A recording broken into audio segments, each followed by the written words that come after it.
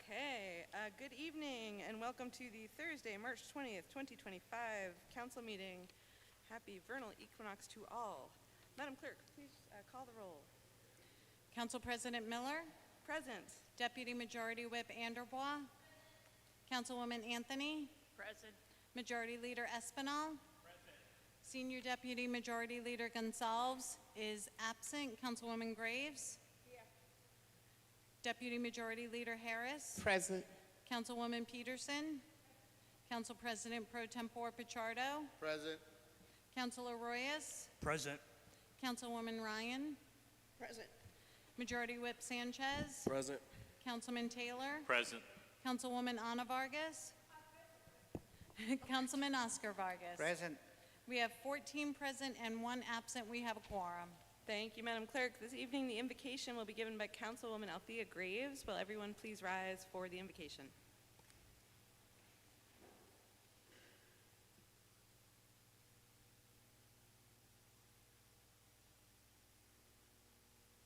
Asking that you guide us, that you show us the way, that you help us to understand what is needed in our city and how to achieve what is better for each and every person, not just one subsection, but for the city as a whole. We are asking that you look down on us, know our hearts, know our minds, know that we really are here to do the best that we can. And if there's a way that we're not going, please show it to us. Please lead us. Please guide us. Times are going to be hard. We have a new president that sees things differently than the majority of us. We have to pray for him. But we have to also stand up and do what's right to the best of our abilities. Things may be taken away, but we need to find another way to make sure that our children are safe, that our families have a place to live, and that our elders are taken care of. We need to make sure that our schools are strong. We need to make sure that the people that are here in this safe city are not harassed or taken unjustly. We need to stand strong. We need to be here for each other. Teach us, show us, guide us in all ways.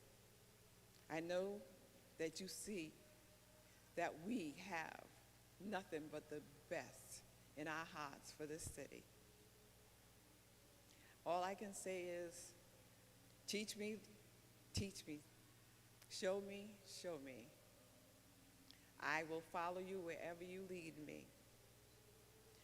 In all things, I give honor to you. Please show us. Amen. Thank you, Councilwoman. Tonight, the Pledge of Allegiance will be led by Deputy Majority Leader Mary Kay Harris. I pledge allegiance to the flag of the United States of America and to the republic for which it stands, one nation, under God, indivisible. Thank you.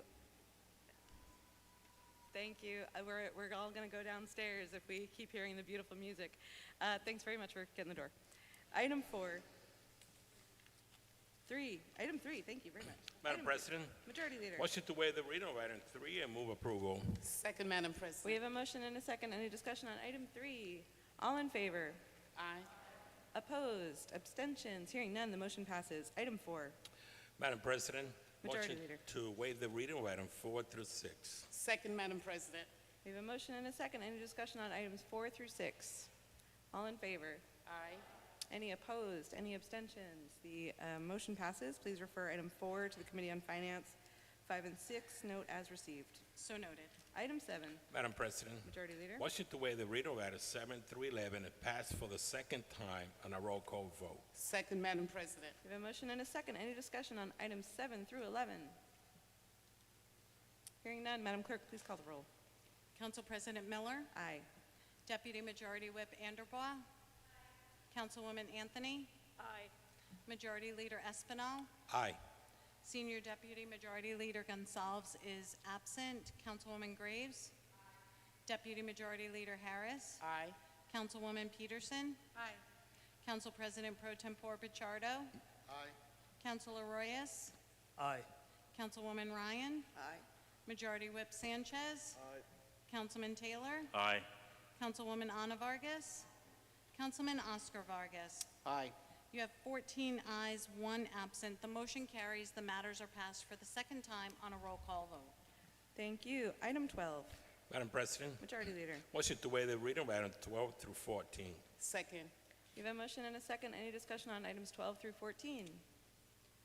All in favor? Aye. Aye. Any opposed? Any abstentions? The motion passes. Madam Clerk, please refer item 12 to the Special Committee on Hope and items 13 and 14 to the Committee on Ordinance. So noted. Item 15, Madam President, Majority Leader. motion to waive the reading of items 15 through 18. Second, Madam President. We have a motion and a second. Any discussion on items 15 through 18? Hearing none. All in favor? Aye. Any opposed? Any abstentions? The motion passes. Madam Clerk, please refer items 15 through 18 to the Committee on Finance. So noted. Item 19, Madam President, Majority Leader. motion to waive the reading of item 19 through 25, pass on a voice vote, and refer back to the Board of Contract and Supply. Second, Madam President. We have a motion and a second. Discussion. Chairwoman Anthony. Thank you so much, Madam President. I stand to speak in support of the items 19 through 25. These items have been bid out by the Department of Public People and Culture. It's for the medical, vision, dental, drug prescription, and life insurance benefits for our city employees. There are 4,800 active employees. There's 43 health plan options, which is quite a bit. The reason that this is somewhat urgent is that they have open enrollment in May. We're mid-March, and the Department of People and Culture have to go out and meet with all the providers in order to be ready for the open enrollment in May. 3 of the 7 bids were low bids. The others were there were many second lowest bids with very little difference between the prices, but difference in the packages. And I think that this is something that we need to pass on the floor so that we can get these items taken care of so the Department of People and Culture can do what they need to for our city employees. Thank you. Thank you, Chairwoman. Further discussion on on these items? Hearing none. All in favor? Aye. Any opposed? Any abstentions? The matters passed. Please refer back to the Board of Contract and Supply. Item 26, Madam President, Majority Leader. motion to waive the reading of item 26. Second, Madam President. We have a motion and a second. Any discussion on item 26? All in favor? Aye. Any opposed? Any abstentions? Please, the motion passes. Please refer item 26 to the Committee on State Legislative Affairs. So noted. Item 27, Madam President, Majority Leader. motion to waive the reading of item 27 through 30 and pass on a voice vote. Second, Madam President. We have a motion and a second. Any discussion on items 27 through 30? Madam President, Councilwoman Anderbaugh. thank you so much, Madam President. I just wanted to rise in support of item 30, endorsing the passage of General Assembly House Bill H5704, which is around pesticide control. I want to thank our friends at the Audubon Society of Rhode Island for bringing this to our attention. And what this is to restrict the use of harmful rodenticides. It's an older class of rodenticides. I won't go into all the details because I don't want to make everyone fall asleep. But the idea is these are both really dangerous for things outside of just rodents. And the number of rodents they actually kill is quite small. But what ends up happening with the use of these rodenticides is other animals, particularly birds of prey, will eat the rats. And then the most effective way to actually control rat populations is through large birds of prey. So what we end up doing is by using these rodenticides, we're actually making the rat problem worse by killing the very things that end up eating hundreds, if not thousands of rats per year. So to more effectively address the rat problems that we do have in this city, and I won't deny that we have rat problems in this city in all of our neighborhoods, including mine, killing the creatures and the natural predators of the rats is like the worst way to do it. It just makes the rat population go up. And so I'm really grateful for Audubon for bringing this to our attention, and for Representative Kislak, who's my state representative, for sponsoring this in the House. And I hope that you'll all support this resolution in support of that piece of legislation. And I know it had its hearing both this week and last in the House and the Senate, which is why I was requesting it not get referred. So thank you so much. Happy to answer questions now or in the future, but thank you. Thank you, Councilwoman. Further discussion on items 27 through 30? All in favor? Oh, sorry, Councilman Sanchez. Thank you, Madam President. Today I would like to rise in strong support of item number 28, resolution endorsing and supporting the unionization efforts at Paul Cuffey Upper and Lower Schools. So exciting. This is the second charter school in the city of Providence to unionize their teacher workforce. I won't repeat the same comments I made last time, but the same sentiment. It's important that us as the city council stand, especially in this dynamic of worker rights being attacked at the national level, here at the local level, to uplift and empower those movements and actions that empower and protect our teachers. Thank you, Madam President, and thank you for introducing this resolution. Thank you. Further discussion on items 27 through 30? Hearing none. All in favor? Aye. Any opposed? Any abstentions? The motion passes. Item 31, Madam President, Majority Leader. motion to waive the reading of item 31 through 33. Second. The motion and a second. Any discussion on items 31 through 33? Hearing none. All in favor? Aye. Any opposed? Any abstentions? The motion passes. Please refer, Madam Clerk, item 31 and 32 to the Special Committee on State Legislative Affairs, and 33 to the Special Committee on Hope. So noted. Item 34, Madam President, Majority motion Leader. to waive the reading of item 34 through 38 and pass on a voice vote. Second, Madam President. We have a motion and a second. Any discussion? Councilwoman Peterson. Thank you very much. City Clerk, if I could ask you to please read 34 and 35 in one, however you prefer to do it, I'll speak. Thank you. So I'll be reading item 34 first. Whereas multiple sclerosis, MS, is a chronic and unpredictable disease of the central nervous system that affects nearly 1 million people in the United States and more than 2.8 million people worldwide. And whereas MS is an autoimmune disease in which the body's immune system mistakenly attacks the protective covering of nerves, leading to inflammation and resulting in a variety of symptoms such as fatigue, mobility issues, cognitive impairment, pain, and vision problems. And whereas the effects of MS vary widely from person to person and can result in significant physical, emotional, and financial burdens on those diagnosed, as well as their families and caregivers. And whereas, although treatments exist to help manage symptoms and slow disease progression, there is currently no known cure for MS, which highlights the critical need in supporting ongoing research to improve the lives of those affected. And whereas, federally and privately funded research has played a crucial role in deepening our understanding of MS, leading to breakthroughs in treatment and improving the quality of life for those affected. And whereas, sustained investment in MS research is essential to developing new therapies, advancing towards a cure, and ensuring that those living with MS are not left behind due to reductions in critical funding. And whereas the potential loss of research funding threatens to stall progress in MS treatment and care, leaving millions of individuals and families facing uncertainty about the future of their health and well-being. And whereas, oftentimes MS presents itself as an invisible illness where many of its debilitating symptoms, such as chronic pain, fatigue, and cognitive difficulties, are not outwardly visible, leading to misunderstanding, misjudgment, and challenges in receiving appropriate support and accommodations. And whereas increased public awareness and education about MS and its wide range of symptoms is essential in promoting early diagnosis, improving healthcare outcomes, and fostering a sense of compassion and understanding for those affected.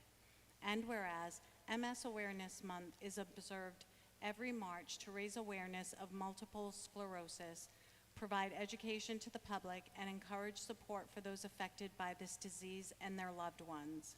Now therefore be it resolved that the Providence City Council hereby recognizes March as MS Awareness Month and acknowledges the complicated web of challenges that individuals living with MS face on a daily basis. And be it further resolved that the Providence City Council emphasizes the importance of continued research funding for MS, recognizing that scientific advancements are essential to improving treatment options, finding a cure, and enhancing the quality of life for those affected. And be it further resolved that the Providence City Council urges increased public awareness, advocacy, and support for policies that protect and expand funding for MS research, ensuring that progress towards effective treatments and a cure is not hindered by financial limitations. Thank you, Madam Clerk. Forgive me for not standing, but kind of leads to the conversation we're about to have or what I'm about to relay. Madam President, thank you for giving me the opportunity to speak today on something that's extremely important to me, Multiple Sclerosis Awareness Month. Celebrated in March, it's an opportunity for all of us to pause, learn, and reflect on a disease that affects nearly 1 million people right here in the US. No two people experience this the same way. For some, symptoms come and go. For others, MS means a slow, steady loss of mobility, independence, and uncertainty about what tomorrow will bring. For me, you can see the subtle, this is hysterical. For me, you can see the subtle changes in the way I speak and how gingerly I walk during certain times, and in the complete loss of function in my limbs during peak times of stress or times close to infusion. Despite incredible advances in treatment over the past few decades, much of it has been driven by federally and privately funded research. There's still no cure for MS. Treatments can manage symptoms and slow the disease's progression, but they cannot stop it. With the loss of federal funds to NIH and other federal funding opportunities, the research to treat MS, while on the cusp of finding a cure, has been completely disrupted. This resolution is an awareness, a call per se, as sustained research funding is absolutely critical. On March 14th, just this past week, Congress passed a stopgap spending bill for the remainder of fiscal year 2025. Unfortunately, this particular bill contained a severe funding cut for the congressionally directed medical research program and reallocated future funding to the Defense Health Agency's operation and maintenance account. This shift put all this funding at risk, including multiple sclerosis research programs, which is funded at $20 million and supports over 70,000 American veterans living with MS. This is the only dedicated federally funded stream for MS. Congress established the MSRP in 2009 to address the higher incidence of MS in military service members and veterans, with nearly 70,000 veterans affected. An MS diagnosis for active duty military usually results in a medical discharge, directly affected military readiness and capabilities. MS is a presumptive condition, which means it's presumed to be connected to military service if someone is diagnosed within 7 years of an honorable discharge. Since the MSRP began, over 150,000 additional Department of Defense beneficiaries have been diagnosed. Broken down locally, there are over 3,000 veterans living with MS in RI in Rhode Island. This loss of funding directly affects the out-of-pocket expense of new life-saving medicine to veterans. I myself am not a vet, and the cost of my medication specifically is $65,000 annually. The out-of-pocket costs to patients for my most up-to-date medication runs between $500 to $4,000 per treatment. That's what's lost here. The opportunity to be able to cover the medical costs for vets, for people, for the neighbors who want to be contributing members of society but still need to afford to live. The progress we've made in understanding MS is because of the investments in research, and it's only through continued support that we'll get closer to a cure. We are at risk. Continued reductions in research funding will stall and even reverse the progress that we've made. That leaves millions of individuals and their families facing more uncertainty about their health, their futures, and their ability to live full and independent lives. This month, MS Awareness Month, is our reminder to do both raise funds and raise awareness about the issues facing MS patients and patients with diseases still waiting for cures. I ask you to please stand with the MS community and push for policies that protect and expand our research funding, help us build a future where diagnosis of MS doesn't come with many unknowns. I honor today, and we honor today, the resilience of those living with MS, their families, and their caregivers. We reaffirm our commitment to research that brings us hope for better treatments, hope for cure, and hope for a future where no one has to hear the words, "You have MS," without knowing that there's a real path forward. Thank you. Thank you, Councilwoman. Thank you. Truly, thank you. Madam Clerk, if I could ask you to read the next one in, and I promise I won't be long. I apologize. This is item 35. Whereas in the United States, about 20,000 youth exit foster care without a permanent family placement each year. And whereas experiencing the foster care system itself is challenging and often traumatic for many youth, yet aging out of this system without transitional support can be especially harmful to young adults. And whereas young adults who exit foster care without permanent family supports are significantly more likely to face unemployment, homelessness, and mental health challenges. And whereas, recognizing these challenges over 20 years ago, Lisa Gillette transformed her small-scaled Foster Parents Association into a leading nonprofit organization, Foster Forward, dedicated to supporting youth in and aging out of foster care. And whereas her leadership has positively impacted the lives of thousands, providing pathways to higher education, financial independence, lasting mentorship connections, and shelter for those experiencing homelessness. And whereas, notably, Lisa initiated the organization's objective of providing housing by purchasing units to create affordable housing for those transitioning out of foster care. And whereas Gillette partnered with other organizations such as One Neighborhood Builders, Crossroads Rhode Island, and Family Service of Rhode Island to transform properties into affordable housing for young adults. And whereas the Taunton Avenue Collaborative, a 144-unit complex in East Providence, exemplifies the transformative work resulting from the collaboration between these organizations.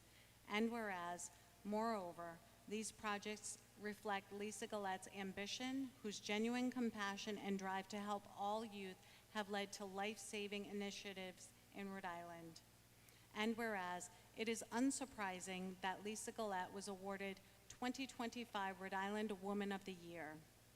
Now therefore be it resolved that the Providence City Council congratulates Lisa on this well-deserved honor and extends its deep appreciation for her unwavering commitment to protecting and serving our most vulnerable youth. And be it further resolved that upon passage, a copy of this resolution be sent to Lisa Gillette. Thank you. Lisa, thank you so very much for being here with us today. I don't think that what I'm about to say could say it any better, but here we go. Fearless, dedicated, game changer, and visionary. In writing this small narrative, I asked a few nonprofit colleagues for one word that came to mind when describing Lisa Gillette. Being in the nonprofit field myself for over 20 years in fundraising and development, there are a few names you get to know pretty consistently for an organization's success. Lisa's name and Foster Forward are synonymous with that success. In 2003, at just 32 years old, Lisa stood at a crossroads, a fitting metaphor for someone who would dedicate her career to guiding young people through some of life's most difficult decisions. Presented with the opportunity to lead this small Rhode Island Foster Parents Association, Lisa chose her calling.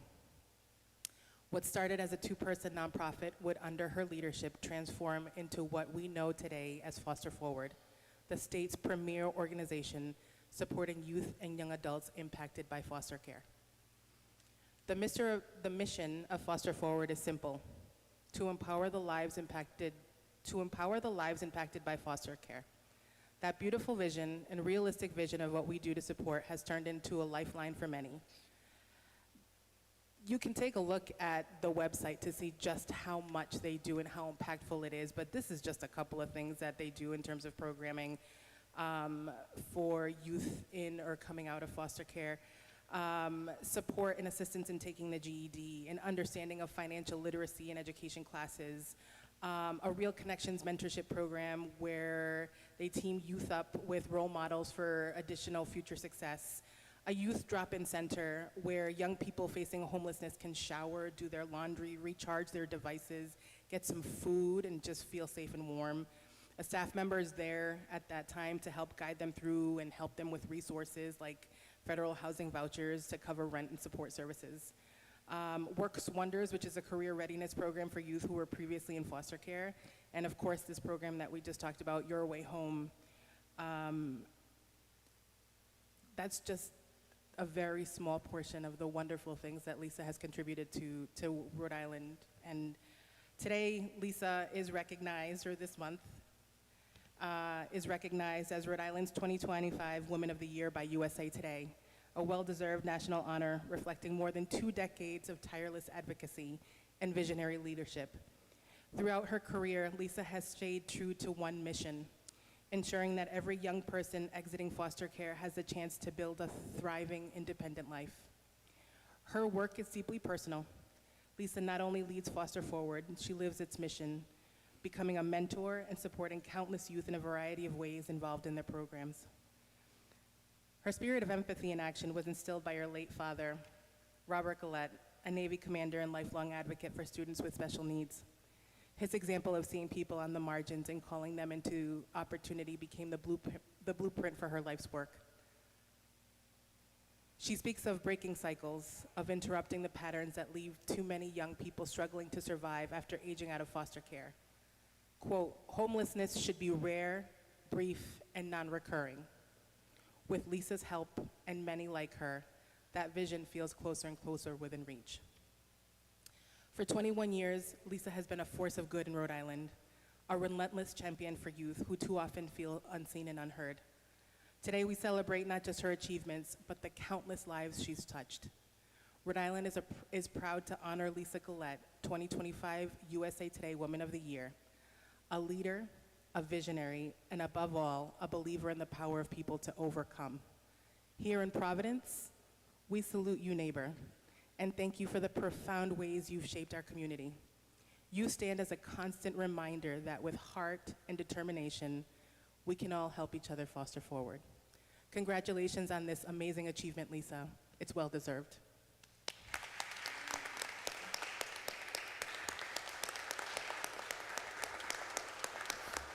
If I could just ask everybody to stay right after so we can take a quick picture with Lisa and give her her citation, I'd appreciate it.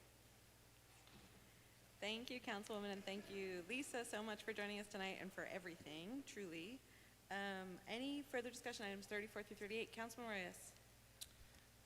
Madam President, before I begin my remarks, I just want to shout out Shelley, Councilor Pearson, for being vulnerable with us, for sharing your journey, for balancing, I think I said this last year, I'll say it again, for wearing so many hats in the midst of your journey, for educating us, and I think it speaks to how important right now that diversity in government is, because we all come from a wide range of experiences, and it helps to inform us and to honestly be more empathetic. And so thank you.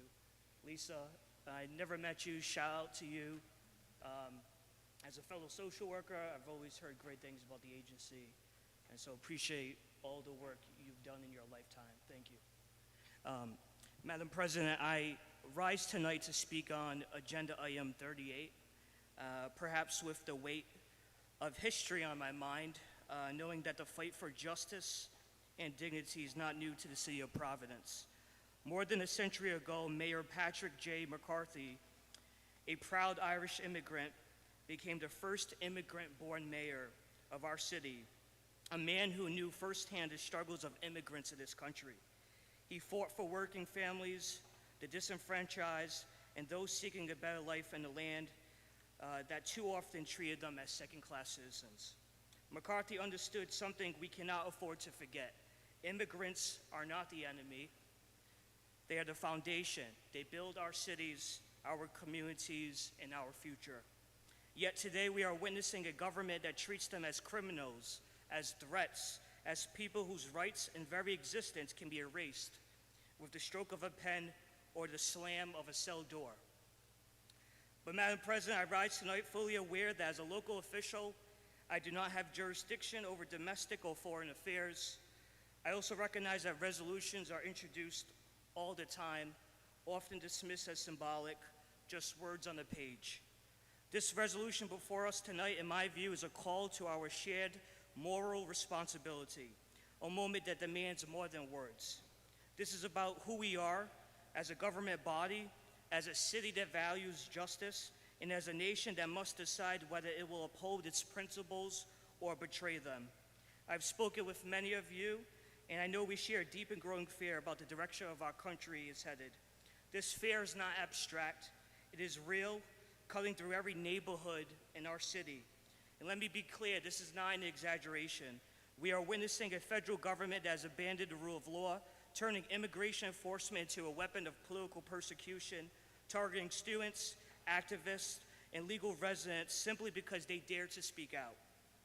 This is not the America we were taught to believe in, and if we do nothing, if we look away, then we are complicit. And I believe Providence will not be complicit. This resolution is a stand against a regime that is silencing dissent, criminalizing immigrants, and tearing down due process to shreds like a second-rate dictatorship.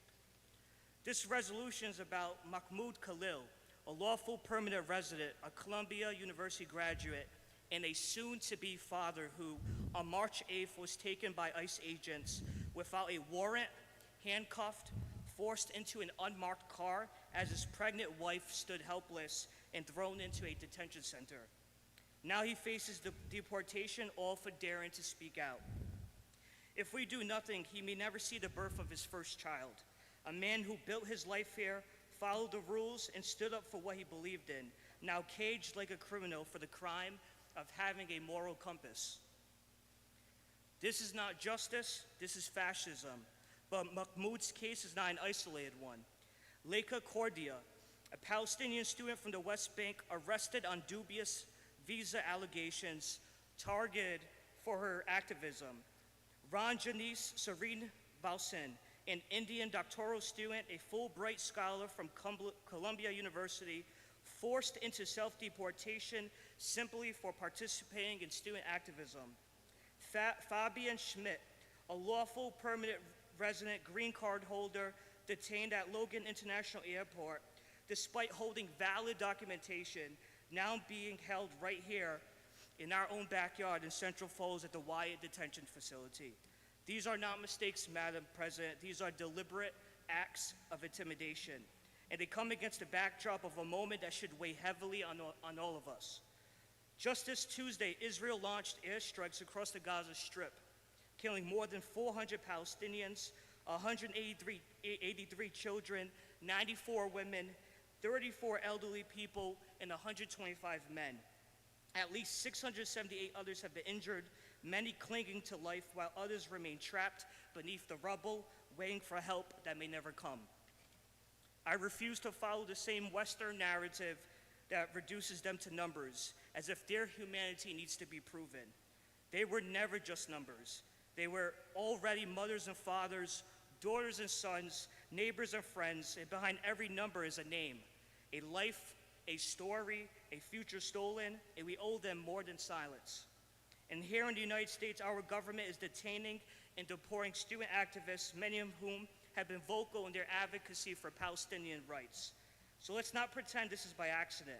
The same administration enabling and excusing these bombings is the same disappearing student activists in the dead of night. The same administration that refuses to demand restraint is the one using immigration enforcement to silence political dissent. We cannot let this happen. This past weekend, Trump invoked the Alien Enemies Act of 1798, an archaic wartime provision used only 3 times in U.S. history, during the War of 1812, World War I, and World War II, its most infamous use leading to the internment of Japanese, Italian, and German Americans. Now it is being used not to defend national security, but to justify mass deportation under the guise of an immigration invasion. Let's be clear, this is not about security, this is about power. The administration, in blatant defiance of the courts, rounded up individuals, accused them without evidence of gang affiliation, and deported them in secret. Not to their home country, to El Salvador, to a prison notorious for torture, forced labor, and human rights abuses, a place where no journalists are allowed access, no independent monitors, and no oversight. Among those disappeared could be children as young as 14 years old. No trial, no legal representation, no chance to challenge the accusations against them. This is not just an attack on immigrants. This is an attack on the very idea of justice. If the president can invoke wartime powers in peacetime and wield them as he pleases, then who among us is safe? Some argue that this is necessary because we face a border crisis. That is a lie. We must reject the false choice between security and humanity. Migrants seeking a better life is not an invasion. People fleeing violence are not enemies of the state. The answer to a flawed immigration system is not authoritarian crackdowns, but comprehensive reform. And we must also reject the false choice that says we, as Providence City Councils, must remain silent on matters of justice beyond our borders. Local governance is not just about infrastructure and city services. It's about the values, about the moral fabric of the neighborhoods we serve. The people of Providence do not live in a vacuum. Their fears are real, their futures are at stake, and their struggles do not stop at the edge of a city map. To tell me to ignore these injustices is to tell me to ignore the people I represent. We look back at the internment of Japanese, Italian, and German Americans with shame, and yet today we watch history repeat itself. I refuse to stand by while this happens. Silence is not neutrality, it is surrender. And so I urge my colleagues tonight to pass this resolution, because here in these chambers, in this city of Providence, we don't waver, we don't bow to fear, and we don't look the other way. We stand with immigrants, we stand for justice now and always. Thank you, Madam President. Thank you, Counselor.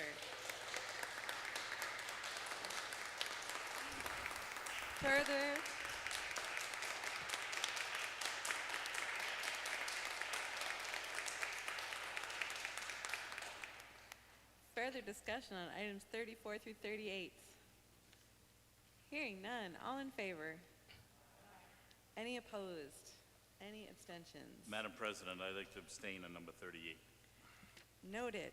Thank you. Madam President, I'd like to also abstain on 38. Thank you. Any other abstentions? All right, items 34 through 37 pass with 14 votes. Item 38 passes with 12 votes and 2 abstentions. Item 39, Madam President, Majority Leader. motion to waive the reading of item 39 and lay on the table. Second, Madam President. We have a motion and a second. Any discussion on item 39? All in favor? Aye. Aye. Any opposed? Any abstentions? The motion passes. Item 40, Madam President, Majority Leader. motion to waive the reading of item 40 and pass on a voice vote. Second, Madam President. We have a motion and a second. Any discussion on item 40? Councilwoman? Yes. I put in that resolution because I have some problem when I go there myself, because the street is two-way. and parking for two sides.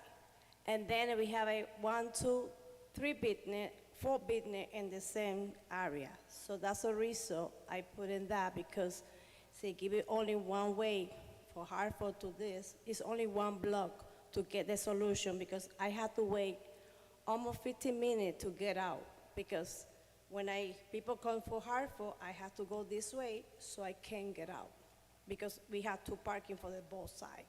That's the reason I went there to check it out, and then say, well, we need to get a solution. And this is the solution I put it up, all right? Thank you, Councilwoman. Further discussion on item 40? All in favor? Aye. Aye. Any opposed? Any abstentions? The motion passes. Item 41, Madam President, Majority Leader. motion to waive the reading of item 41 and pass on a roll call vote. Second, Madam President. We have a motion and a second. Any discussion? Councilwoman Ryan. Thank you, Council President. I will be very brief. Folks, what is before us tonight is the amendment that I introduced, the resolution that I introduced to allow, to ask the General Assembly to give us an exemption for 1 year to go over the 4% levy cap. It was amended in committee. We had a healthy discussion. That's why I lost my voice, no. Had a healthy discussion and good solid testimony. So I'm going to be very brief. I just want to be very clear that what is before us tonight is an amendment to that initial resolution. It does still ask the General Assembly to allow us a 1-year exemption to go over the 4% cap. It institutes a maximum, a ceiling, if you will, of 8%. Some people were uncomfortable with no cap on that. However, I want to remind all of us that the duty, the responsibility of passing a budget belongs with the council. So we have our own cap, or we won't get reelected, quite frankly. The resolution also asks for collaboration, because the reality is there's a lot of hard work before us. We all know the stresses and the pressures on our financial situation right now. We're in a statistical reval that has increased the property values for so many property owners. That's a challenge. We need to keep reminding people to be patient, to bear with us, that we're not going to know what the tax rate is going to be or what the tax increase is going to be until after we fully vet the budget. And look for all possible opportunities, all new revenue sources that we might be able to squeeze. You've heard the council president and as well as the administration say that they're happy and will aggressively ask the General Assembly for the ability to capture additional revenues. We've looked at all our fines and fees. Last year we had a robust tax revenue commission that talked about a lot of these things, so we're ahead of the ball. We knew we had rough seas ahead. However, no one anticipated getting slammed with the ride settlement agreement that I believe is draconian, the way it's set up, and sets up that obligation go forward.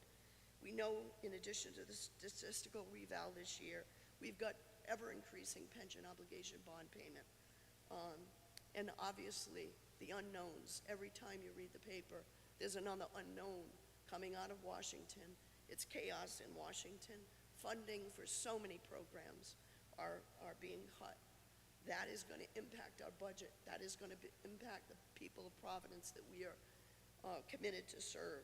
So there's a lot at play here, and I know I've spoken with just about every one of you that we're all committed to doing the hard work that's necessary to come out with a balanced budget that eases the pain on the residents of the city of Providence as best we can, but also is mindful of the challenges ahead.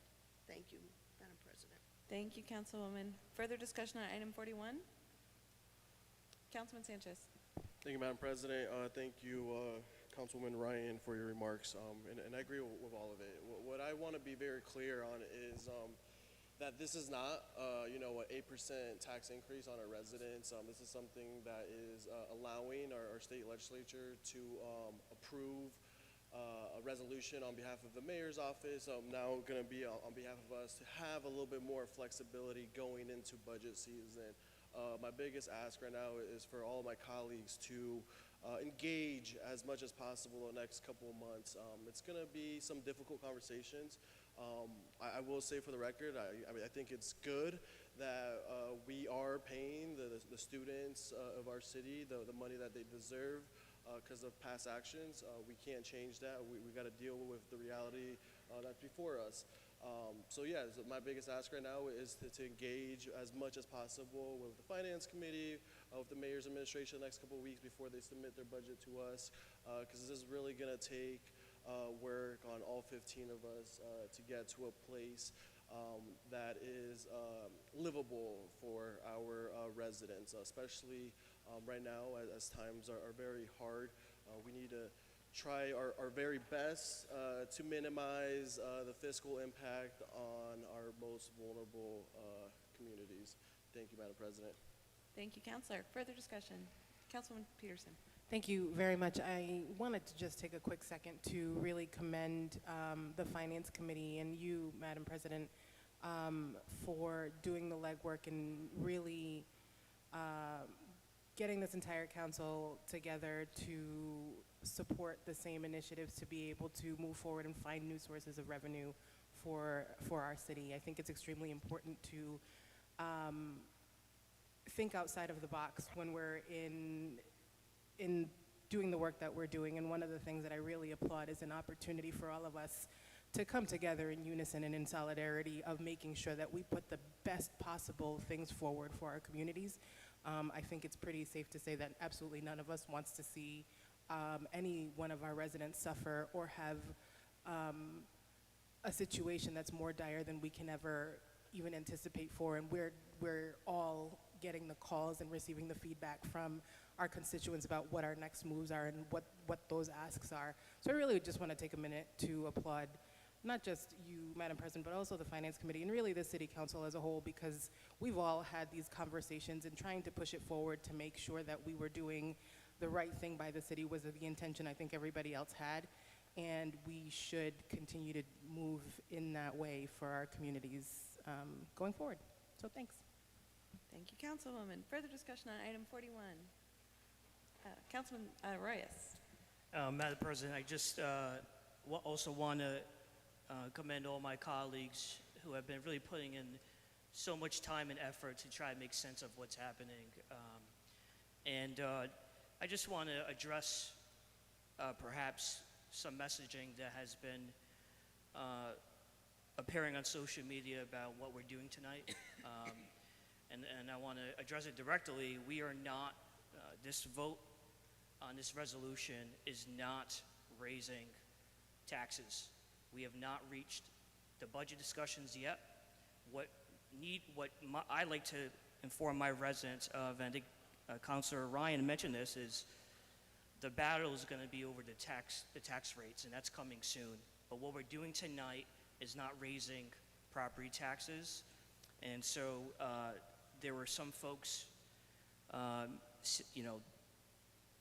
misinforming our city residents over social media about that. So I wanted to address it for the record. Thank you, Madam President. Thank you, Councilor. Further discussion on item 41. Councilman Vargas. Thank you very much, Madam President. I raise in this resolution to think about it.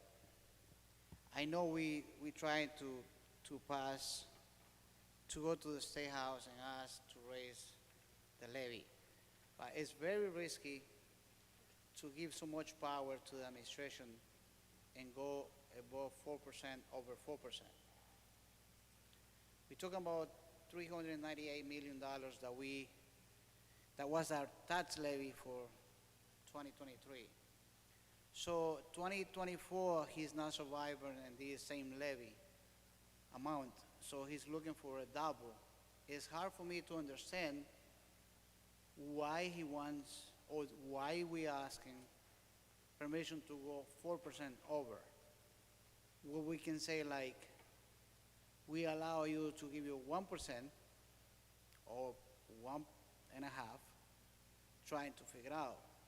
I have a feeling that we, or myself, my own opinion, is giving him a blank check. And it's going to come back and saying, I don't have no more revenue without digging. We are in the bottom of the well, digging sand. I don't see anything clear from the administration. For me, it's very, very dangerous. And I'm working for my constituents that have a low-income community, having a little fairness with this situation, what's going on in Washington, plus with these high property values that we just got whack, raising from $30,000 a piece of land all the way to $161,000. We should think about it, how we're going to be paying those taxes, whoever owns property here. And whoever rents property here, your rent are going up again if this thing passes. Thank you. Thank you, Councilman Ryan. Thank you, Madam President. I rise for the second time on this matter just to clarify a point that was made by my colleague. I want to reaffirm the sole responsibility for passing a budget belongs with the council. The mayor does not have a blank check. The mayor crafts the budget based on what he feels the needs of this city is. He transfers it to the council finance committee.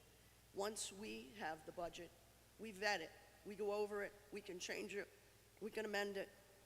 Example, last year, we chose as a body not to go to the full 4%. We chose as a body to go to 2%. We didn't go to the maximum 4% levy. So, case in point, it's a matter of fact. It is a matter of law. The sole responsibility for passing a budget, the city budget, belongs with us. So it is our charge now to move forward, knowing what we know, doing the hard work, asking the difficult questions, to vet the budget and to come up with a fair budget that is workable and isn't obsessive and oppressive for the lowest members of our community, for everyone, quite frankly. So that's what we need to work on, and that's why my resolution asks for collaboration, because we all recognize we're not going to get over the end line in one piece unless we all work together. And there are going to be difficult decisions, but I have every confidence that we will be able to make them. Thank you, Madam President. Thank you, Councilman Taylor. Madam President, I rise in favor of this to get to the General Assembly. It's just another tool that we have in our toolbox that we need. I personally don't want it to go to 8%, but rolling the clock back in 2012, if we all remember, we weren't here, it's in the body, but in 2012, Mayor Tavares, it was a Category 5, if everybody remembers the hurricane that was coming through. And he did the same thing, went to the General Assembly, and at that time, they only raised the rate, I believe, to 5.5% or 6%. So I would like to also see that. Hopefully, we don't have to come in at 8%. We can come in at 5 or 6 or whatever we have to, or we have to do more cuts. But the problem is that I see is for 8 years, I was only here for 4 of those, thank God, with Mayor Alorza, he didn't raise taxes at all. So every year that went by, we just kept digging ourselves in the hole. Obviously, we lost the education court case, which would have saved us a lot of money, and I agree it is antiquated and we're paying for that, but we have been paying for the pension. We're up to date on the pension payments, we're up to date on the school payments now, but it's just, in the end, it comes back to us. If we don't want to raise taxes, we say, no, we're not raising taxes, and look for more cuts, including us, the council staff, everything. Let's look for cuts. So that's what we have to do so we can find out where we are. If we don't do this, then we don't have that tool, then we have to look for other avenues, and then the only avenues is cuts or fines. So I stand in support of this, and let's let the General Assembly, I believe personally we're behind. This was put in January, this resolution, and I believe we're behind the 8 ball. We need to get it there soon because they'll be there doing their budget. So thank you, Madam President. Thank you, Counselor. Further discussion, Councilwoman Graves. I think the people in the city knows that we too are going through the same thing that they are. We live here in this city. Our tax rate is going to go up just like everybody else's. I really did not want to vote for that 4% levy. However, I do not want to see recs close. I do not want to see community programs cut. I do not want to see garbages picked up once every 2 weeks. Those are some of the dire things that could happen if we don't go down this road. So sometimes we have to decide what is best in the long run. My taxes went up 60% from last year, 60%, the highest there is. But if I have to pay it, that's what I'm going to have to do, because I cannot let my discomfort cause the whole city to suffer. So sometimes we just have to just grow up and accept and move on and hope that we have a better solution next year and the year after that and the year after that. So know that what you are going through, the people of this city is going through, we 15 are going through the same thing. All our staff is going through the same thing. So we will all have to suffer a little bit. But we have to realize that we don't want the city to go down any further than what it already is. Thank you, Counselor. Further discussion, item 41. Majority Leader. Thank you, Madam President. When this was first introduced back in January, my immediate reaction was, there's just no way that I could vote for something like this. But I took the time to read through it and to elaborate with the colleagues, with the administration, with everyone involved, that I know that have been doing great work on this as they understand the needs that we're facing today. I would never vote for something like this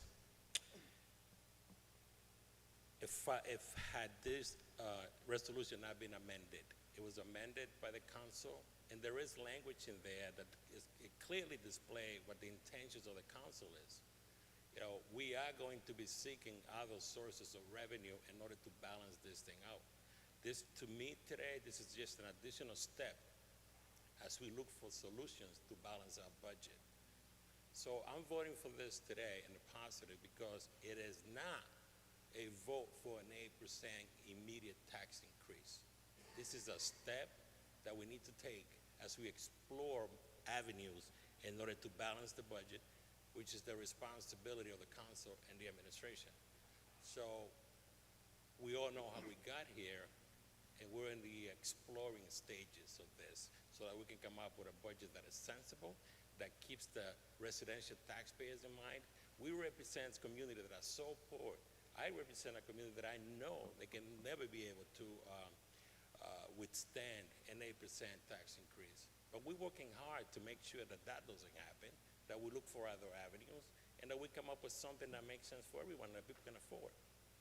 So to me tonight, I'm voting yes, because this is a step into the direction of finally finding solutions to deal with an issue that we have, a tremendous financial problem that we have, and we seek to balance that. Thank you. Thank you. Further discussion? Madam President. President Pro Tem Pichardo. Thank you, Madam President, and members of our distinguished chamber. I rise also in support. Like many of us who have had discussion in terms of the request that was put before us by the administration to go before the General Assembly and raise the cap. I too was also very hesitant to just give a blank request by the General Assembly to consider for us to raise taxes. I think that we as a chamber, but also as a city, we need to brace ourselves. if in 2012 there was a hurricane, our eyes have been opened that there is a storm, and we're in the middle of a storm that has been brewing over the years by a couple of factors. One, we as a state have not put enough teeth or funds or dollars behind our schools, and particularly when it comes to the city of Providence and those urban schools. And I've been a testament, a witness to that over the years. The second one is that we as a city, while going through some financial challenges, but those who served before us in these positions and administrations also put other priorities before as an agenda within our residents and before this chamber. I'm not going to start naming previous administrations and so forth, but I think now we are saying, and through the leadership of the president and the chairwoman of finance and all of us that really engaged, that said, hold on one second, let's discuss why this shouldn't be just an unlimited levy. And that we took the time to put those guardrails, to recognize that these tools that we're going to be, when they get approved in the General Assembly, come back to us, to the administration, to the Mayor Smiley to present a budget to us, that we do our due diligence, to engage our constituents. And I commend the administration for having these conversations with the leadership and all of us and hearing our voice.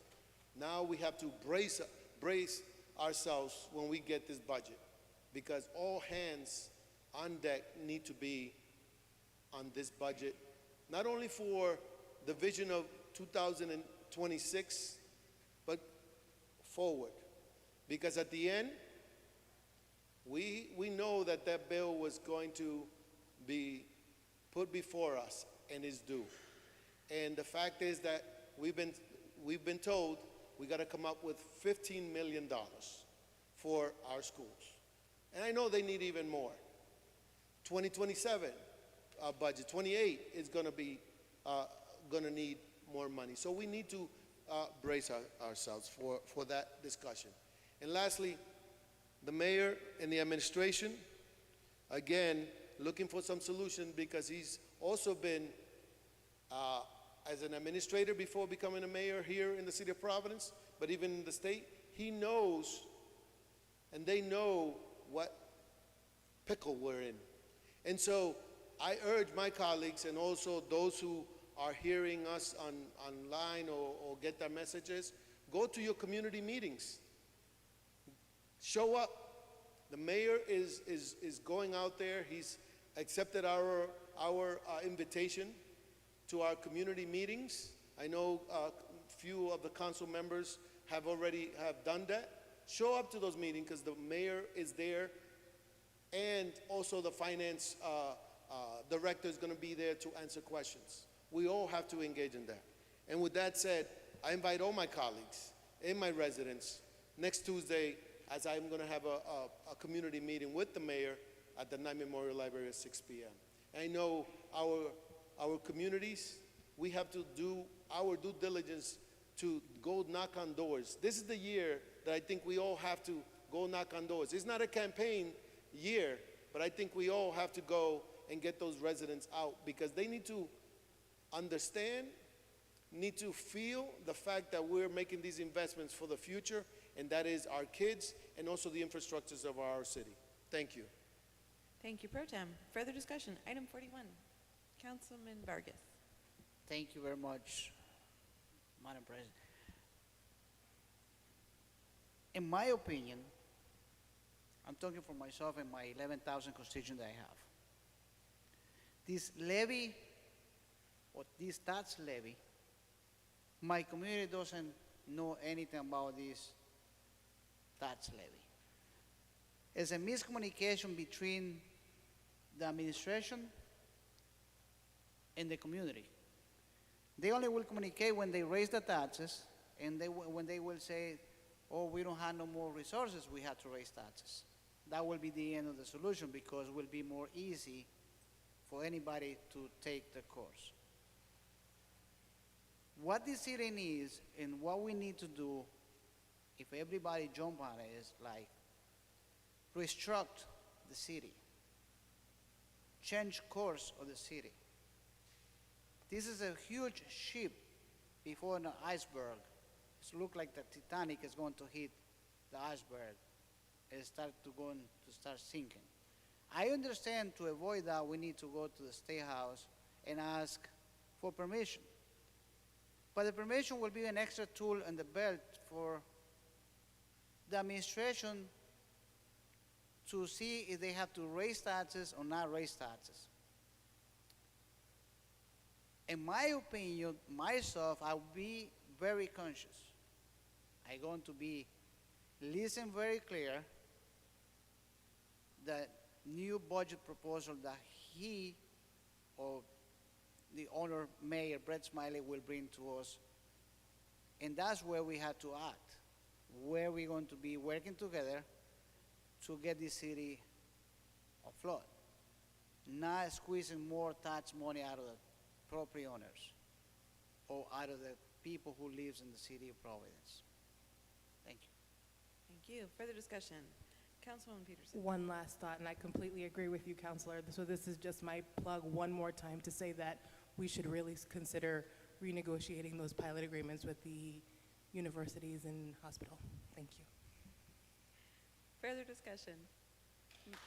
Madam Clerk. Madam Clerk, please call the roll.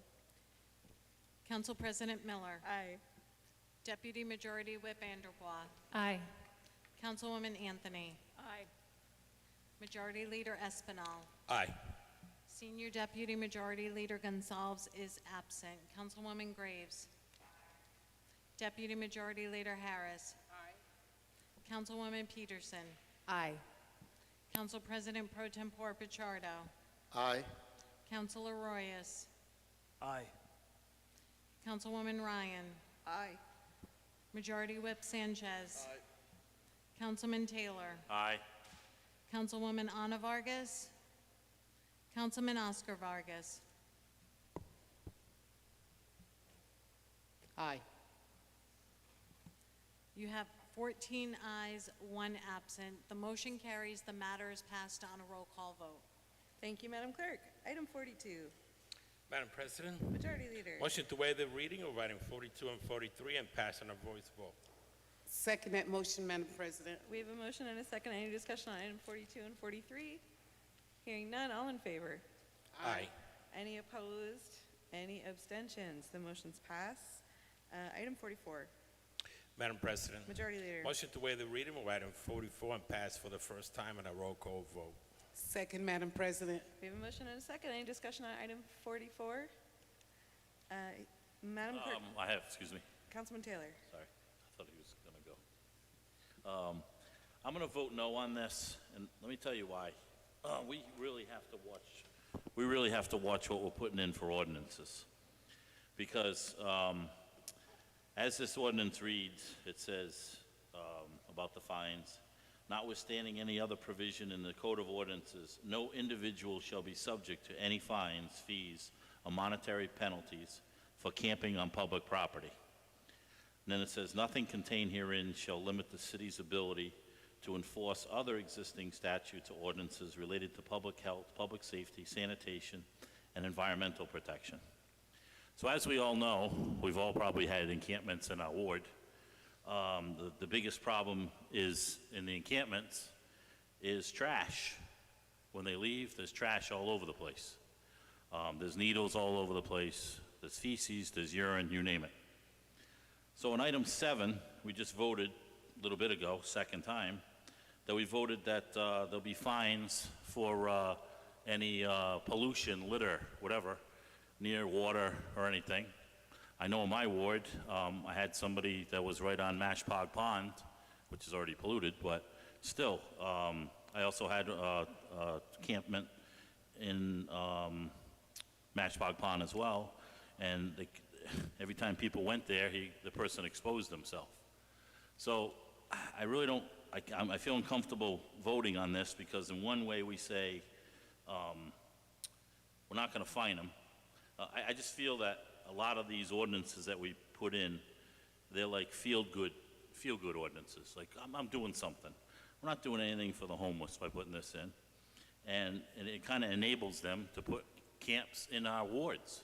And you all know when you get a camp in your ward, when eventually hopefully they find help and they move out, or not move out because I don't live in there, but I'm just saying, well, they are living there. But when they move out, the garbage is unbelievable. The rats are unbelievable. Now our constituents are calling us saying there's rats all over the place because of the encampment that needs to be cleaned up. But also, we all know, I just wrote down some of them I just want to go through. We have so many ordinances on the book, and they're not enforced. We have snow ordinance, people got to clean their sidewalks. Point of order. I'm comparing the ordinances. I don't see what the difference Councilor is here. Sanchez, wait, we are limiting conversation to the ordinance in front of us, but you may continue, Councilor. Okay, I just want to say that it will not be enforced. I don't think it's enforced now, to be honest with you. But we have the snow sidewalk. We can't put snow in the roads. We have burning brush we can't do. We have loud music that's not enforced. We have people leaving the park after 9 p.m., not enforced. Dumping and littering, we all have that, not enforced. So I can't vote for this here now on this because we just passed an ordinance about let's up the fines.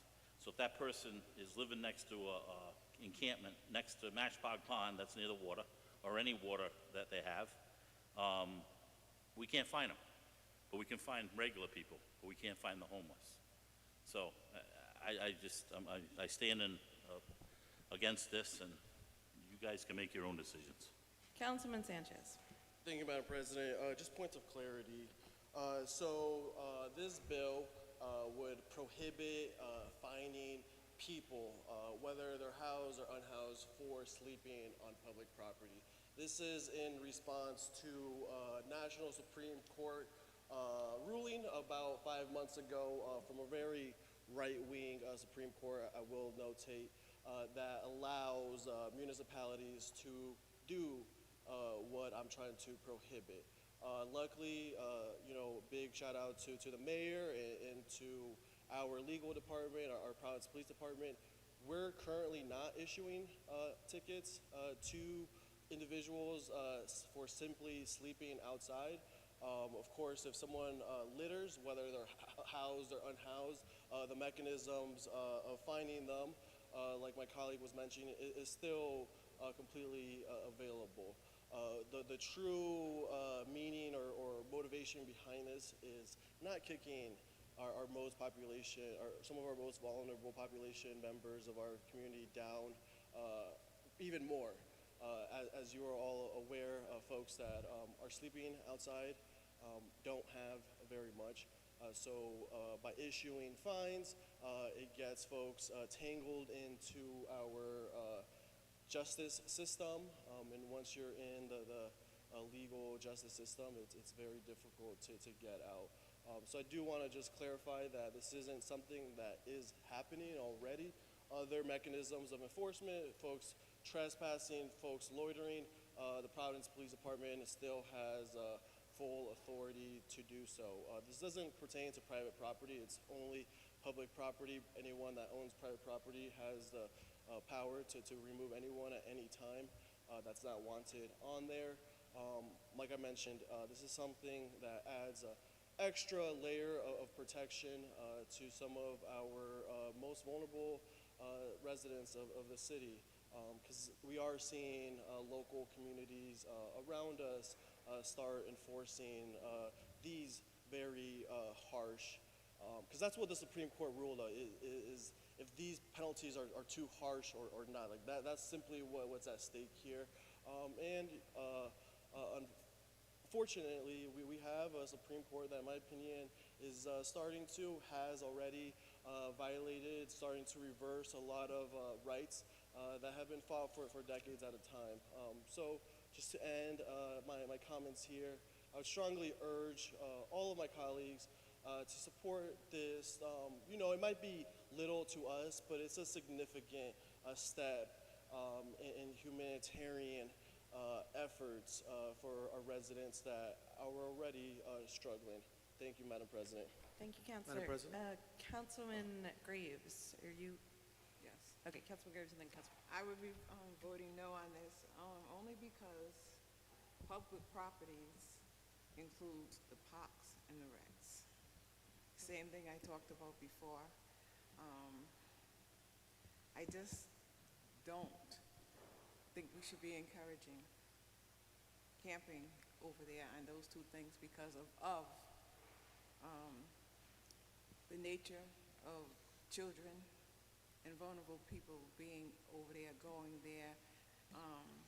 So I would be voting no on that. I do believe in giving people dignity, but I also believe in having other people's rights be part of it too. And the rights of those children matter. The rights of those parents matter. So I would be voting no just because of that. I do think sometimes we do things that we feel make us feel really good inside, but we don't know what we're setting ourselves up for. So. Thank you, Councilman. Can I ask the sponsor before Councilman Reyes, just to clarify, we're talking about fines, not permission to camp. Is that correct, sir? Absolutely, Madam President. Our parks already have a very strict enforcement that is enforced by the Providence Police Department, curfew of 9 p.m. So anyone that's past a park past 9 p.m. Is asked to leave. I say this jokingly, I mentioned it in committee.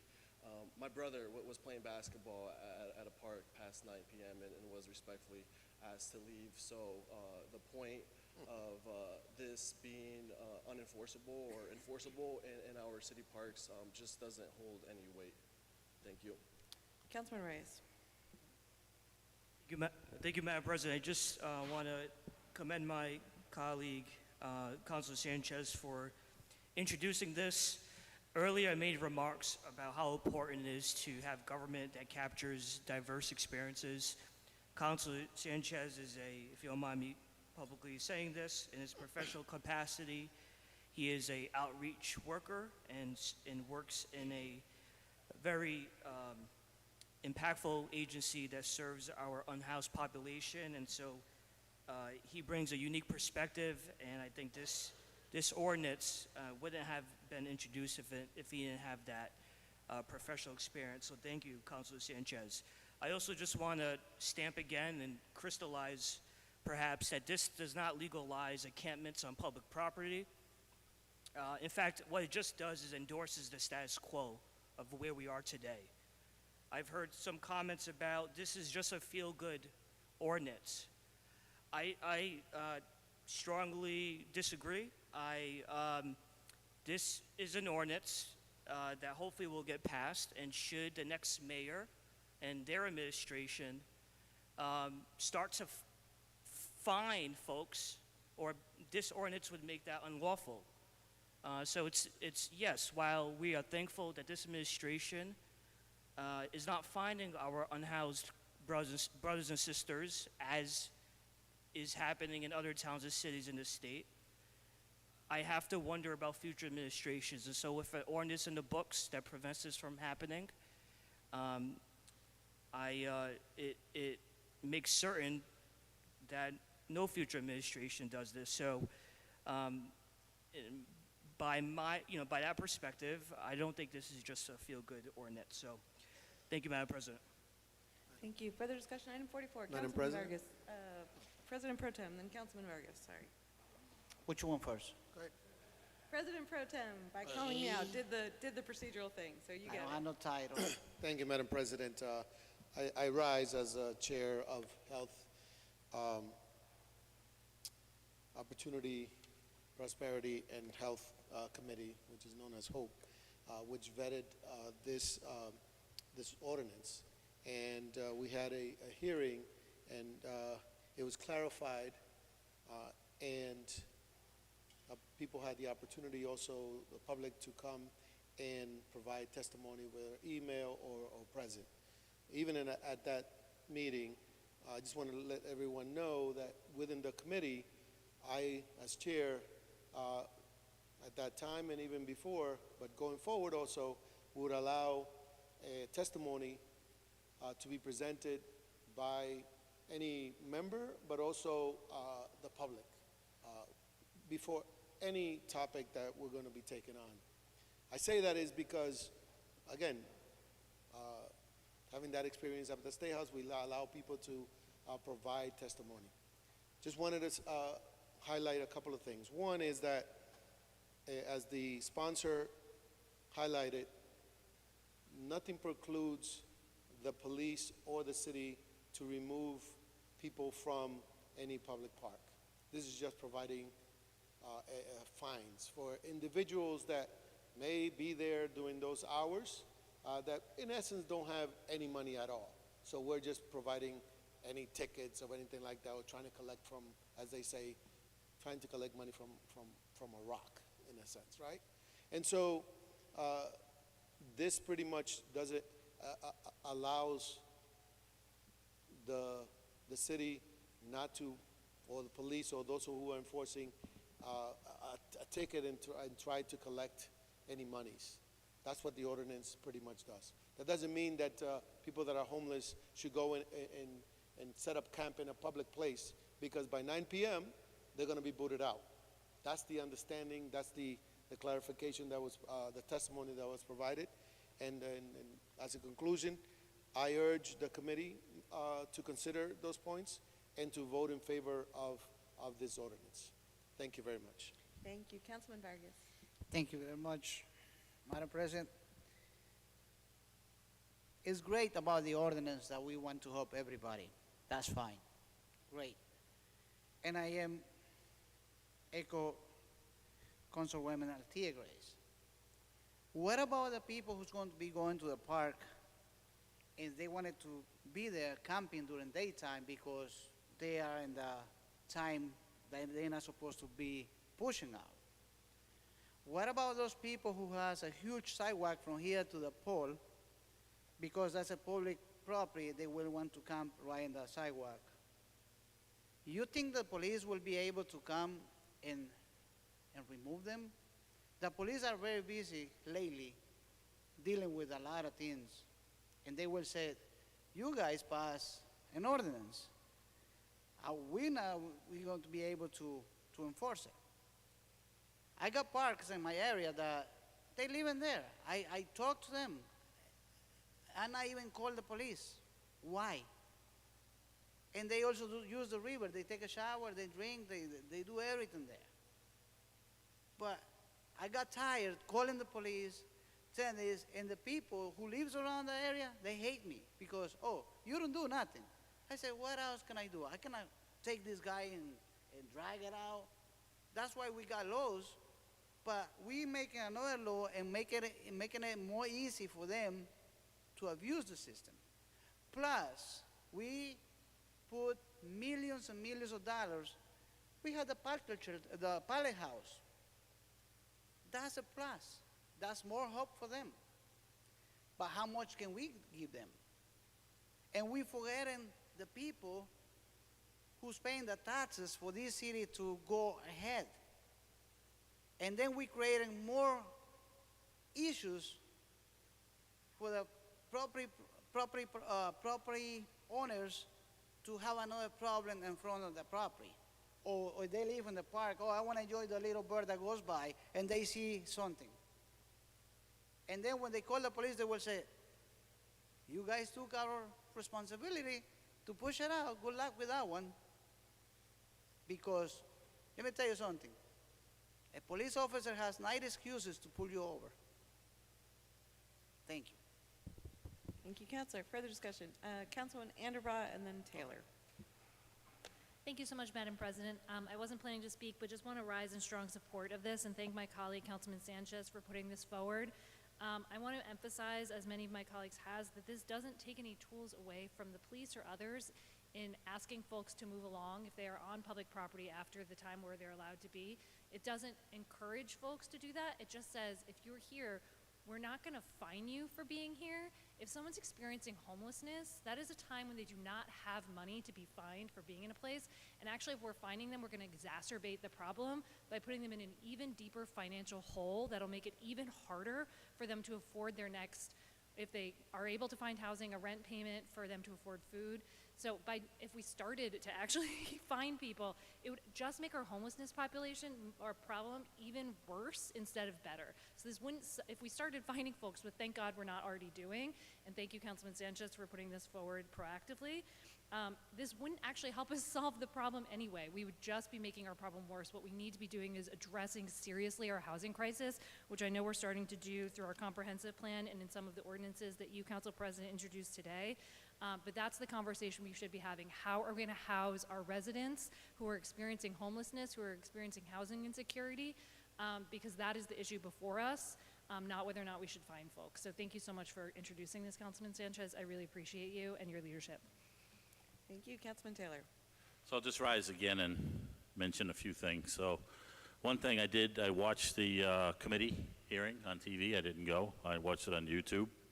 But afterwards, I talked to a few policemen. I talked to Parks Department and asked them why they didn't go to the meeting. I think they should have went to the meeting and say, have their say, because in the Parks Department, it's a big deal to go in. You can't just go in and take a tent down and kick the people out, because they had, obviously, they have rights, and they, but this just doesn't do it. I don't know what parks at 9 o'clock that the people go, because in my parks, I got the new one that was Councilwoman Harris's over on Conlin Park. I can drive by there at 11 o'clock at night, and they're all sleeping there. Not in a tent, but they're all sleeping there. So, and as far as some don't have money, you're right. Some of them don't have money, but some of them get Social Security, disability. Believe me, I know. I worked with a guy for 3 years that helped me with graffiti, and he had a sign out there, and I ended up getting him on Cranston Street, saying, we'll work, homeless, look for anything. I hired the guy. He helped me every Saturday, picking up mattresses and graffiti painting. He lived at the House of Hope in Warwick. He was living better than I was. I mean, he was a big help. He had a drinking problem, but he wasn't homeless. He's homeless, yeah, because he's living in the House of Hope, but he had issues. But he was getting a Social Security check, a disability check. And, I got Pito's Restaurant on the corner of Messer and Cranston Street. I get so many calls every day, 2 or 3 people sleeping in front. It's hurting their business. People don't want to go in and step over a homeless person and go in and buy a meat pie or whatever, you know what I mean? So like I said, it's an unenforceable ordinance, and I think we need to do more for, get housing and stuff. But when we pass one item about giving fines near water, and now we're passing another one saying, nah, we're not going to fine the homeless. I don't think it's right. Thank you. Thank you. Further discussion on item 44, Councilman Sanchez. Thank you, Madam President. Last time I'll rise. I appreciate the feedback and engagement by my colleagues. What's very clear is that there's still a lot of stigma and lack of education when it comes to homelessness, especially here in Rhode Island and Providence. It's extremely difficult, to have conversations about how dire the housing crisis is. And then here are some of the things I'm hearing when it comes to homelessness, because that's a direct correlation to the lack of urgency that this body, many bodies before us, our state legislature is finally moving in the right direction. But housing people is the only way we're gonna have a society that doesn't have any homelessness. And as someone like my colleague mentioned that works in this field 9 to 5, Monday through Friday, there is a lot of quality of life concerns and challenges that people sleeping outside face themselves and their surrounding neighbors. But this ordinance here in front of you is simply to not fine people that are sleeping outside on public property. I just want to be very clear, that's the only thing that this bill, ordinance, amendment would do. And I do want to state that the mayor's office fully supports it because this is something that they're not doing currently. So to hear that this, would do something different right now in current times is just simply false. So we'll just try to urge my colleagues one last time to please support this very important piece of legislation. Thank you, Madam President. Thank you. Further discussion, item 44, Councilman Espinal. Thank you, Madam President. Well, I'm going to rise in support of this ordinance. And I do that because I'm reminded of what our responsibilities are as the legislative body of the capital city. We legislate, we make laws, we make ordinance, and we don't make those for or against a particular class or a particular group that is going through certain scenarios, situation. I think that we need to be balanced and fair, and I see all of that within this ordinance. Therefore, I'll be voting for it. Thank you. Thank you. Further discussion. Madam Clerk, please call the roll. Council President Miller. Aye. Deputy Majority Whip Anderbaugh. Aye. Councilwoman Anthony. Aye. Majority Leader Espinal. Aye. Senior Deputy Majority Leader Gonzalez is absent. Councilwoman Graves. Nay. Deputy Majority Leader Harris. Aye. Councilwoman Peterson. Aye. Council President Pro Tempore Pichardo. Aye. Councilor Royas. Aye. Councilwoman Ryan. Abstain. Majority Whip Sanchez. Aye. Councilman Taylor. Nay. Councilwoman Ana Vargas. Councilman Oscar Vargas. Abstain. You have 10 ayes, 2 nays, 2 abstentions, 1 absent. The motion carries. The matter is passed for the first time on a roll call vote. Thank you, Madam Clerk. Item 45, Madam President. Majority Leader. Motion to waive the reading of item 45 through 47. Second, Madam President. We have a motion and a second. Any discussion on item 45 through 47? Hearing none. All in favor? Aye. Any opposed? Any abstentions? The motion passes. Point of personal expression. Let me just call the thing, and then yes, Sorry. of course, that's all right. Please refer item 45 to claims and pending suits. 46, note as received. 47, note as received. Councilwoman Peterson, point of personal expression. Thank you. Councilman Vargas had mentioned the pallet shelters, and I just wanted to take a quick moment to thank the staff at House of Hope for the wonderful job that they're doing over at the pallet shelters. I drive by every single day and see the success of the program and what's being done over there. The team over at House of Hope deserves a lot of acknowledgement for the work that they're doing day in and day out, and I just want to make sure that we as a body convey that same message of solidarity and support to them. Noted. Thank you.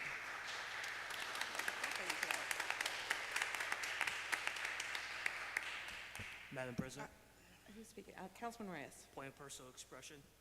Before we close, I just want to, I always forget to do this, but want to thank our clerks for the time you've invested in this agenda tonight, our policy staff, want to thank, of course, my colleagues and the folks here tonight, so that's it. Thank you very much, and I'd also add our city solicitor for being here tonight. Thank you very much, Councilman. Okay, Councilwoman Graves. I have a point of whatever it is. It's personal expression, and please Whatever. continue.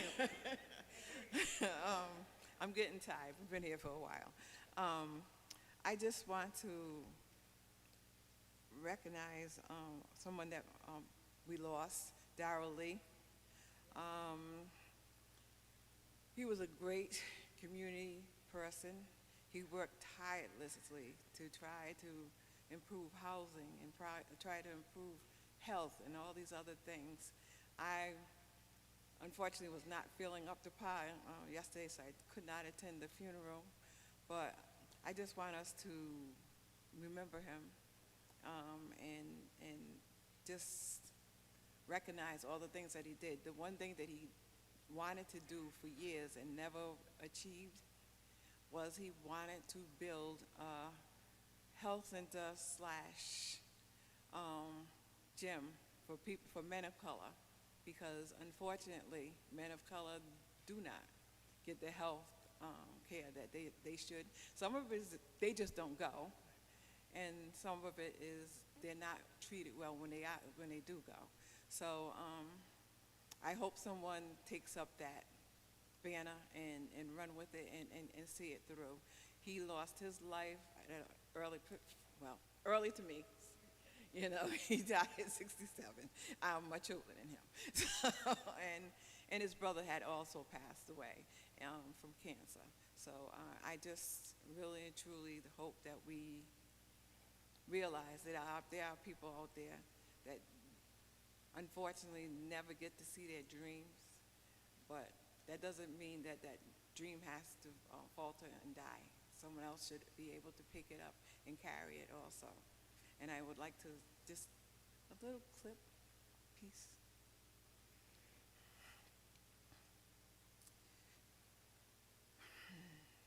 I have to breathe on this one.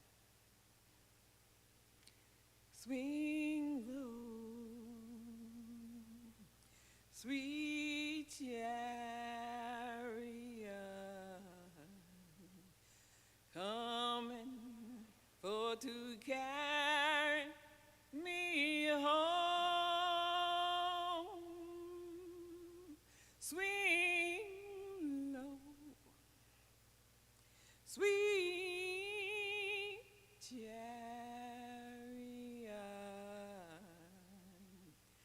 coming for to carry me home.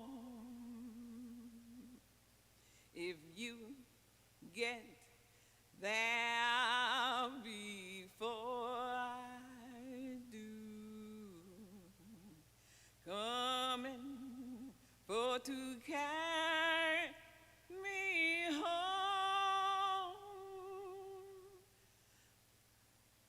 Tell all my friends I'm a-coming too, coming for to carry me home. Swing low, sweet chariot,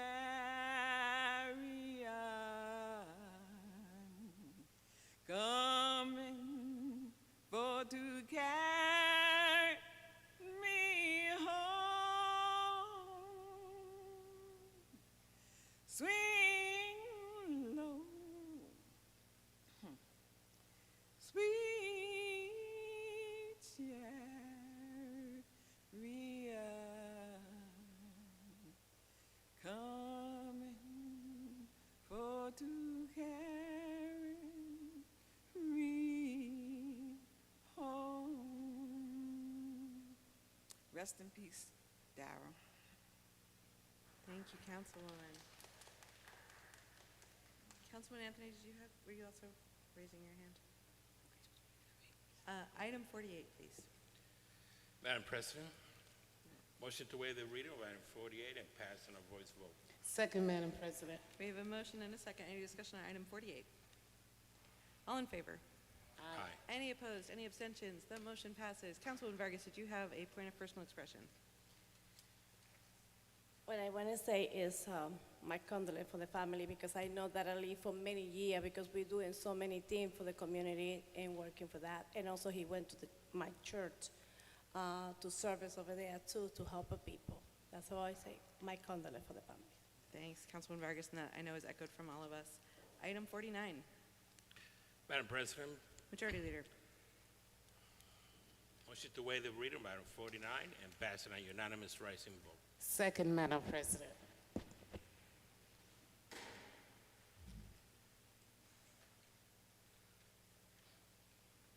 Any discussion?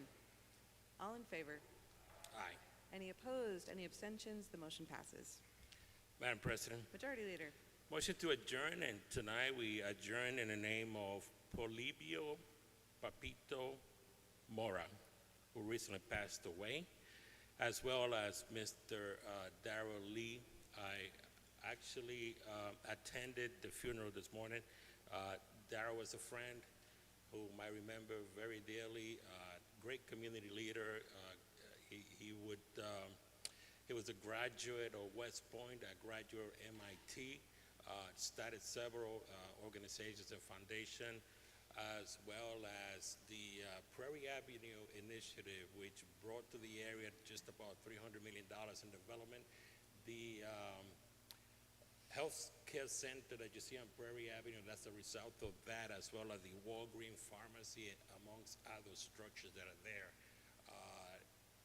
Quite a gentleman, an accomplished man, and I will be putting forth a resolution celebrating his life at the appropriate time, and many will be impressed with this gentleman's accomplishment. So all of us that knew him have a positive experience of him, and we are grateful to have known him, and may he always rest in peace. Is there a second from our Deputy Majority Leader? That was a very long motion, it's true. Thank you. All in favor? Aye. Any opposed? Any abstentions? The motion passes. We are adjourned. If you have a few minutes, please stay and let's congratulate Lisa. Well